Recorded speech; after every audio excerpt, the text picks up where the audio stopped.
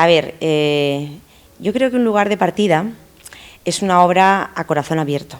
Quiero decir, estoy contando una historia real, una historia personal, una historia que creo que le ha sucedido a todo el mundo en algún momento a lo largo de la historia, y creo que cualquier espectador puede sentirse identificado con lo que está viendo en la escena.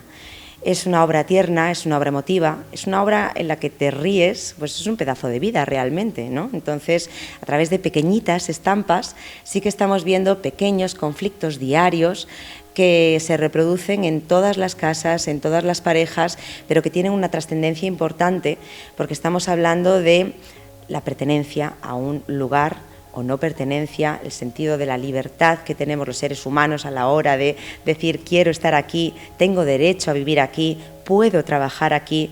Entonces yo creo que es una obra fundamentalmente emotiva y emocionante, pequeña y muy a corazón abierto, es decir, no tiene mucha trampa ni mucho cartón.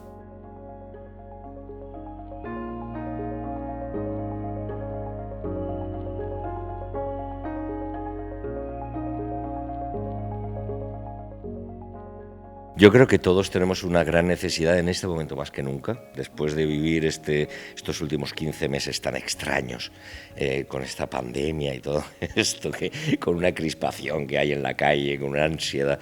Bueno, yo creo que ahora más que nunca necesitamos emocionarnos, necesitamos vivir momentos en los que se nos olvide el resto de nuestra vida. Yo creo que esta es una de estas obras. Es una de las obras que te desconecta con todo lo que tenías fuera de la sala de teatro y que cuando estás viéndolo desde tu butaca estás viviendo con esos personajes toda la emoción que ellos están viviendo.